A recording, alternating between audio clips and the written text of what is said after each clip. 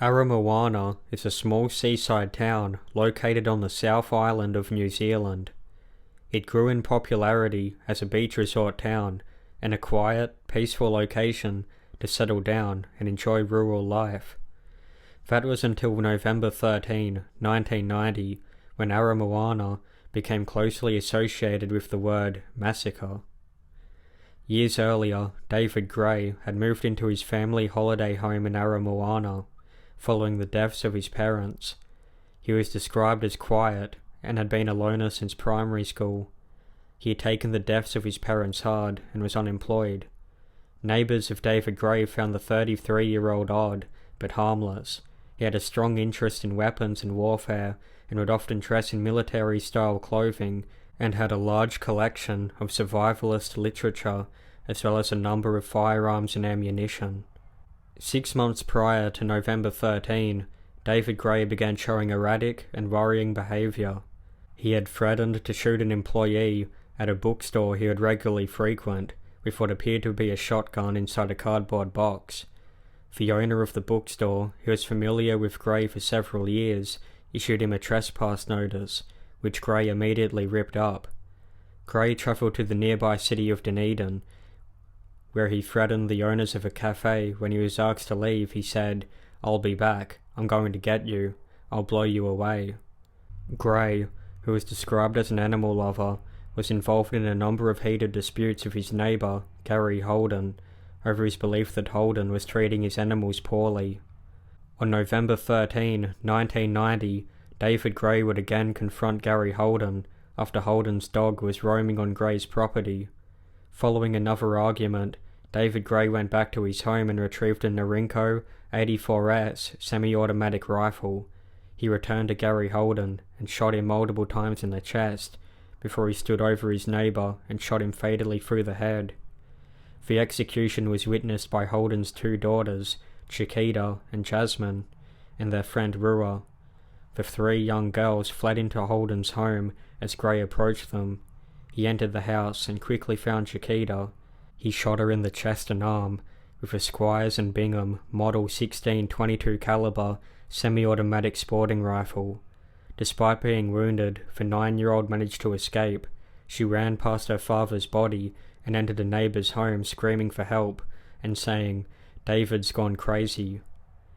The neighbour called the police and then took Chiquita in her van back to the home to check on the other girls. The Holden house was on fire and David Gray was standing outside. He shot at the van as it passed by.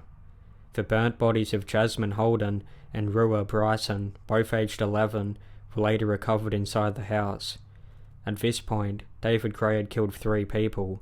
He began firing at any vehicles that would drive past or arrive to help put out the blaze. Vanessa Percy was shot several times in the back as she ran down the street. Gray then shot and killed 2 boys, Leo and Dion Percy, and severely wounded their sister Stacy. The children had been sitting in the back of their father's pickup truck on their way home from a fishing trip, and their father had seen the fire. Ross Percy and his friend Alec Tarley were shot and killed near the pickup truck. David Gray entered the home of Tim Jameson, killing him and another local named Vic Crimp. The gunman continued to terrorise the streets of Aramoana, shooting at anyone he came across. His next victim was James Dixon, who was looking for his dog at the time he was shot. Chris Cole was shot and killed while he was out walking. Sergeant Stuart Guthrie from the Port Chalmers Police Department arrived in Aramoana, armed with a Smith & Wesson Model 10 revolver. Guthrie and police constables surrounded David Gray's house, where he was spotted inside. Gray noticed the officers and retreated to a neighbour's home before he encountered the police sergeant. Guthrie told Gray to surrender and fired a warning shot. Gray shouted, "Don't shoot," which led Guthrie to believe the gunman was surrendering. However, moments later, Gray fired multiple times, one shot striking Stuart Guthrie in the head, killing him instantly. With 13 people dead, police were given the directive to shoot David Gray on sight. The situation was considered extremely dangerous. Gray had a high-powered rifle with telescopic sights that allowed him to shoot from long range. An anti-terrorist unit arrived on scene and went door to door searching for David Gray. After 12 hours of searching, Gray was finally located inside a house. A shootout ensued, with stun grenades being thrown into the home. At 5:50 p.m. on November 14, David Gray ran out of the house, shouting "Kill me" repeatedly. He took several steps before being hit and knocked down. He had been shot 5 times in the eye, neck, chest, and twice in the groin. Despite these injuries, he continued to struggle with police. He broke free of plastic handcuffs and berated them for not killing him. He was loaded into an ambulance where he was being treated, but succumbed to his injuries shortly after it exited Aramoana. Over 6 firearms and hundreds of rounds of ammunition were located inside the house. At the conclusion of the Aramoana Massacre, which lasted close to 24 hours, 14 people were killed, including David Gray. It was the worst mass shooting in New Zealand until the Christchurch Mosque Massacre in 2019. The incident directly led to tighter gun control.